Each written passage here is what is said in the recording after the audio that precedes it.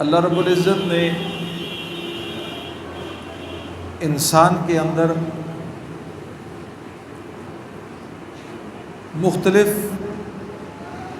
چیزوں کا مجموعہ رکھا ہے، اور مختلف چیزوں کے مجموعے کا نام انسان ہے۔ آنکھ ہے، کان ہے، ہاتھ ہے، دل ہے، دماغ ہے، پاؤں ہے، یہ ساری چیزیں جب ملتی ہیں تو ایک انسان بنتا ہے۔ انسان کے اندر اللہ نے ایک چیز رکھی ہے، ایک جذبہ رکھا ہے، جس جذبے کو محبت کا جذبہ کہتے ہیں۔ یہ جذبہ یا تو جائز ہوگا یا پھر ناجائز ہوگا۔ جیسے ایک کمرہ ہے، اس کمرے کے اندر یا روشنی ہوگی یا اندھیرا ہوگا۔ یہ نہیں ہو سکتا کہ کچھ بھی نہ ہو اور دونوں ہوں۔ یا تو اس کے اندر ہم کہیں گے اندھیرا ہے، یا اس کے اندر ہم کیا کہیں گے، اجالا ہے۔ محبت کے جذبے کا جو مرکز رکھا ہے وہ اللہ نے دل رکھا ہے۔ اس دل کے اندر یا تو رب کی محبت ہوگی یا مخلوق کی محبت ہوگی، یا جائز محبت ہوگی یا ناجائز محبت ہوگی۔ پھر اللہ رب العزت نے بہت ساری رشتے بنائے ہیں، جس طرح حدیث کے اندر آتا ہے کہ ایک مومن کسی دوسرے مومن کے ساتھ اللہ کی رضا کے لیے جب محبت کرتا ہے، اللہ کی رضا کے لیے، تو قیامت والے دن اللہ ان کو اپنے عرش کا سایہ نصیب فرمائے گا۔ اسی طرح حدیث کے اندر آتا ہے کہ جب اولاد اپنے والدین کے ساتھ محبت کرتی ہے، اور پھر جو بچہ یا بچی اپنے والدین کے چہرے پر محبت کی نگاہ ڈالتے ہیں، اور اس نگاہ کے اندر جب محبت ہوتی ہے اور رضا ہوتی ہے اللہ کی، تو آپ علیہ الصلوۃ والسلام نے فرمایا اس اولاد کو جس نے اپنے والدین کے چہرے پر محبت کی نگاہ ڈالی ہے، اللہ ان کو مقبول حج عمرے کا ثواب عطا فرماتا ہے۔ اسی طرح خاوند اور بیوی کے بارے میں فرمایا کہ تم میں سب سے بہتر وہ آدمی ہے جو اپنی گھر والی کے ساتھ اچھا ہے۔ اور پھر آپ علیہ الصلوۃ والسلام کی حدیث ہے جس کا مفہوم ہے، جب خاوند اپنی بیوی کے چہرے کو دیکھ کے مسکراتا ہے اور بیوی اپنے خاوند کو دیکھ کر مسکراتی ہے، اللہ ان دونوں کو دیکھ کر مسکراتے ہیں۔ لیکن میرے محترم دوستوں اور بزرگوں، یہ جتنی جذبے، یہ جتنی محبت کے دائرے ہیں، ان سب کے ساتھ اگر ہم نے محبت کرنی ہے تو وہ اللہ کی وجہ سے کرنی ہے۔ اگر نفسانی خواہشات ہے، اپنی چاہت ہے، تو پھر یہ جائز محبتیں بھی عبادت نہیں ہوں گی۔ اسی لیے فرمایا کہ سب سے پہلے یاد رکھو کہ مومن وہ ہے کہ جو من آتا للہ ومنع للہ ومن احب للہ وابغض للہ۔ مومن کسی سے محبت کرتا ہے تو کس کے لیے، کسی سے بغض کرتا ہے تو کس کے لیے، کسی کو کچھ عطا کرتا ہے تو کس کے لیے، اور کسی سے کوئی چیز روکتا ہے تو کس کے لیے۔ تو آگے آپ علیہ السلام نے فرمایا فقد استکمل ایمانہ، فرمایا جس کے اندر یہ چیز آ گئی اس کا ایمان مکمل ہو گیا۔ تو اب مرکز اور محور کیا ہے، اللہ کی ذات ہے۔ اسی لیے فرمایا کہ انسان کے دل میں جو محبت کا جذبہ ہے، یا تو اس کو ترقی کی طرف لے کر جائے گا یا اس کو تنزل کی طرف لے کر جائے گا۔ اسی لیے مجدد الفسانی رحمۃ اللہ علیہ آپ کا فرمان ہے، آپ نے فرمایا کہ جس کی نگاہ قابو میں ہے اس کا دل قابو میں ہے، اور جس کا دل قابو میں اس کی شرمگاہ قابو میں ہے۔ جس کی نگاہ قابو میں نہیں اس کا دل قابو کے اندر نہیں، اور جس کا دل قابو کے اندر نہیں اس کی شرمگاہ قابو کے اندر نہیں۔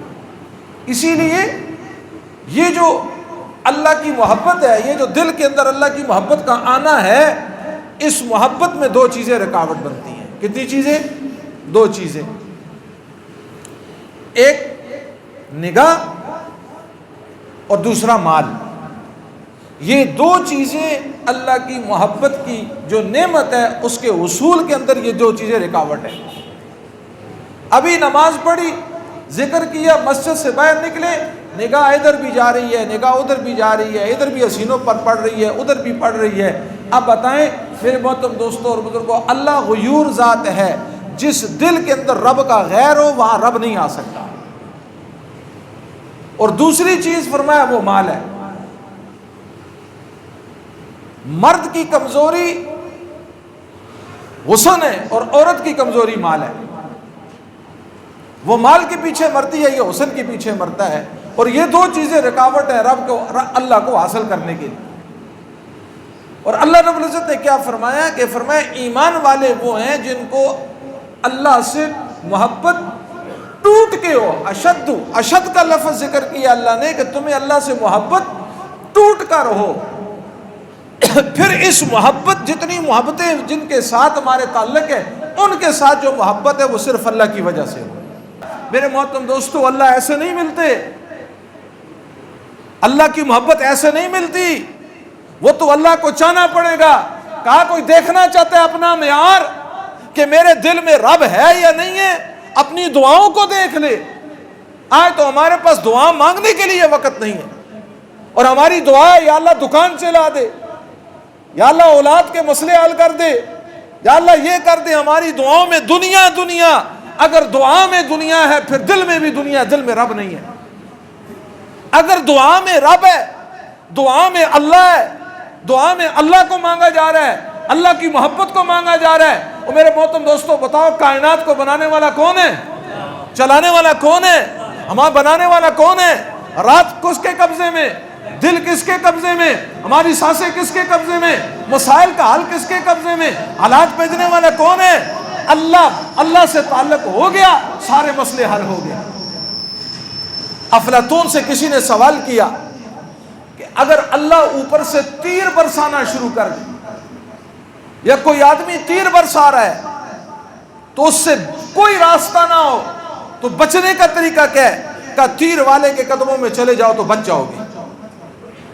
اللہ اوپر سے تیر برسا رہا ہے، فاقوں کا تیر ہے، معاشی تنگی کا تیر ہے، زلزلوں کا تیر ہے، حالات کے تیر ہیں، یہ سب اللہ کی طرف سے تیر برس رہے ہیں۔ کیا آج معیشت خراب ہے؟ یہ اللہ کی طرف سے تیر اتر رہا ہے۔ آج گھر میں پریشانی ہے، یہ اللہ کی طرف سے تیر اتر رہا ہے۔ اولاد نافرمان ہے، یہ تیر اتر رہا ہے۔ ان سارے تیروں سے بچنے کا ایک ہی حل ہے، رب کے ساتھ تعلق جڑ جائے۔ جب اللہ کے ساتھ تعلق جڑ جائے گا تو میرے محترم دوستوں اور بزرگوں سارے مسئلے حل ہو جائیں گے، سارے حالات ٹھیک ہو جائیں گے۔ لیکن آج تو ہمارا تعلق اللہ کے ساتھ نہیں جڑ رہا۔ ایک شبلی کو شبلی نعمانی بننے میں 5 سال لگ گئے، اور ہمارے ہاں جن کو جو وزیر ہیں، ہمارے جن کو عہدے ملے ہوئے، ان کے تکبر کا کیا حال ہوگا؟ یہ تو انسان کو انسان سمجھتے ہی نہیں ہے۔ لیکن اے اللہ شکر ہے کہ تو نے موت کا پیالہ رکھا ہوا ہے، موت نے آنا ہے، شکر ہے اللہ نے موت کو رکھا ہے، شکر ہے اللہ نے قبر کی منزل کو رکھا ہے، شکر ہے اللہ نے میدان محشر کے حساب و کتاب کو رکھا ہے۔ پھر پتہ چل جائے گا کہ کھوٹا کون تھا اور کھرا کون تھا، ناجائز عہدوں کو استعمال کرنے والا کون تھا، اور ان عہدوں میں مخلوق خدا کی خدمت کرنے والا کون تھا۔ دکان پہ بیٹھ کے گاہک کو نمبر 2 چیز دینے والا کون تھا، اور دکان میں بیٹھ کر مخلوق خدا کی خدمت کر کے میرے محترم دوستو تجارت کو ایمانت اور دیانت کے ساتھ کرنے والا کون تھا۔ یہ تو مرتے ہی موت کا پیالہ آتے ہی سب کچھ سمجھ آ جائے گی۔ اس لیے میرے محترم دوستو اور بزرگوں بات کہنے کا مقصد یہ ہے کہ ہمارا تعلق کدھر ہو، رجوع کس طرف ہو؟ اللہ کی ذات کے ساتھ ہمارا تعلق ہو، رجوع ہو۔ آخری بات اسرائیل کے بارے میں میرے محترم دوستو، فلسطینی مسلمانوں کے بارے میں الحمدللہ امت جڑ رہی ہے، اقوام عالم جڑ رہا ہے۔ آپ نے فرانس والوں نے جو احتجاج کیا ہے، ویڈیو دیکھی ہوگی، آل فرانس کافر ہو کر، میں کہتا ہوں انہوں نے احتجاج کا حق ادا کر دیا ہے۔ اس انداز سے انہوں نے احتجاج کیا ہے، وہ ویڈیو دیکھنے کے قابل ہے کہ وہ لوگ جو پتھر دے لیں، جو رب کو بھی نہیں جانتے، جنہیں کوئی تعارف نہیں ہے، حضور علیہ الصلوۃ والسلام کی عظمتوں سے واقف نہیں ہے، اس احتجاج کے منظر کو دیکھ کر گورے بھی رو رہے ہیں۔ انہوں نے اس مظلوموں کی منظر کشی کی ہے فرانس کی سڑکوں پہ۔ اور ایک ہمارا حال ہے کہ ہمارا حال، خدا کی قسم، آپ جب جائیں نا کہیں پر، آپ کسی ہوٹل میں کھانا کھائیں، اب بھی آپ کو اس ہوٹل میں لوگوں کے سامنے پیپسی نظر آئے گی آپ کو، اب بھی لوگوں میں احساس جاری نہیں ہوگا۔ اور اس دن ایک انٹرویو آج کل وائرل ہے بہت زیادہ، پاکستانی ایک فوجی کا، اس نے کہا ہے کہ وہ دو باتیں اس نے بیان کی ہے۔ اس نے کہا کہ ہم ٹریننگ میں چلے گئے، پاکستانی فوجی بیرون ملک جاتے ہیں، پوری دنیا کی فوجیں ان کے جو تعداد ہے سارے ایک جگہ اکٹھے ہوتے ہیں مختلف موقعوں پہ۔ کہتے ہیں جب چلے گئے تو میرا جو رومیٹ بنا، جو میرے ساتھ جو کمرے والا تھا، وہ ایک اسرائیلی یہودی تھا، وہ اسرائیل کا فوجی تھا۔ کہتے ہیں میں نے حکام بالا کو کہا کہ میں اس کے ساتھ نہیں رہنا چاہتا۔ انہوں نے کہا ٹھیک ہے آپ کا کمرہ بدل دیں گے، لیکن اس نے درخواست دی ہے، اور درخواست دے کر اسرائیلی نے کہا ہے کہ میرے کمرے میں پاکستانی فوجی کو لانا۔ کہتے ہیں جب مجھے یہ پتا چلا کہ اس نے درخواست دی ہے تو میں نے کہا اس نے چیلنج کی ہے ہمیں، تو میں نے بھی کہا ٹھیک ہے میں اسی کے ساتھ رہوں گا۔ کہتے ہیں میں کمرے میں چلا گیا، 5 6 7 دن گزرے، مناسبت ہو گئی۔ میں نے اس سے سوال کیا کہ تم نے یہ خواہش کیوں کی ہے کہ تیرے کمرے میں پاکستانی فوجی ہو؟ کہتے پہلا جواب اس نے یہ دیا ہے کہ تمہارے یہاں بچہ پیدا ہوتا ہے تم کیا کرتے ہو؟ کہا ہمارے یہاں بچہ پیدا ہوتا ہے ہم اس کے کان میں آذان دیتے ہیں۔ کہا ہمارے یہاں جب بچہ پیدا ہوتا ہے اس کے کان میں یہ کہا جاتا ہے روئے زمین میں تمہارا سب سے بڑا دشمن پاکستان ہے، سب سے بڑا دشمن تمہارا پاکستان ہے۔ اچھا، اس نے کہا ہم سکول میں جاتے ہیں، بڑے ہوتے ہیں، ہمیں یہی کہا جا رہا ہے تمہارا سب سے بڑا دشمن پاکستان، تمہارا سب سے بڑا دشمن پاکستان ہے۔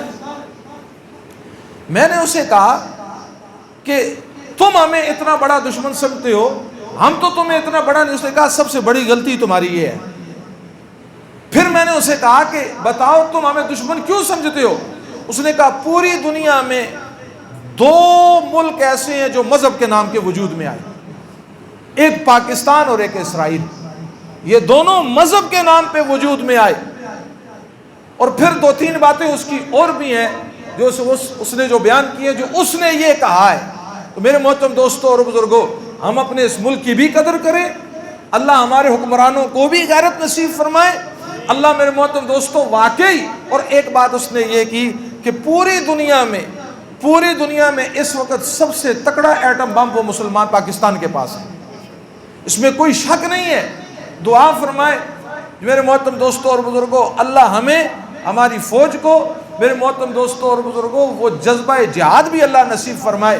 اور یہ آخری بات ہے، ایک بحث چل رہی ہے آپ اللہ رب العزت فرماتے ہیں میں تمہارے اوپر حالات لے کر آؤں گا، اور وہ حالات اس لیے لاؤں گا تاکہ کھوٹا اور کھرا کیا ہو جائے، پتہ چل جائے۔ یہ حالات ایسے آ رہے ہیں، ان حالات میں ہمارے پوری دنیا میں میرے محترم دوستوں کھوٹے اور کھرے پتہ نہ چلے۔ یہودی ایجنٹ بھی نکل کے سامنے آ رہے ہیں، اور آل غزہ کے ساتھ اپنے دکھوں میں شریک ہونے والے بھی میرے محترم دوستوں سامنے آ رہے ہیں۔ مفتی کا کام کیا ہے؟ فتویٰ دینا۔ مفتی تقی عثمانی صاحب، مفتی منیب الرحمان صاحب، انہوں نے جو فتویٰ دیا ہے کہ اس وقت پوری دنیا کی مسلمان فوجوں پر جہاد فرض ہو گیا ہے۔ کس پر جہاد فرض ہوا ہے؟ مسلمان فوجوں پر جہاد فرض ہو گیا ہے۔ ان کا کام تھا فتویٰ دینا، رہنمائی کرنا، اور اس کو عملی جامعہ پہنانا کیا ہے میرے محترم دوستوں؟ وہ افواج اور فوجوں کا کام ہے۔ دعا فرمائیں اللہ رب العزت یہ جو زور چل رہا ہے اور یہ تقسیم جو ہو رہی ہے اور یہ غزوہ ہند کی طرف جو جا رہے ہیں، امام مہدی کا ظہور جو میرے محترم دوستوں ہونا ہے، دعا فرمائیں اگر ہم نہیں ہیں، ہماری نسلوں کو اللہ امام مہدی کا سپاہی بننے کی توفیق نصیب فرمائے، اللہ عمل کی توفیق نصیب فرمائے۔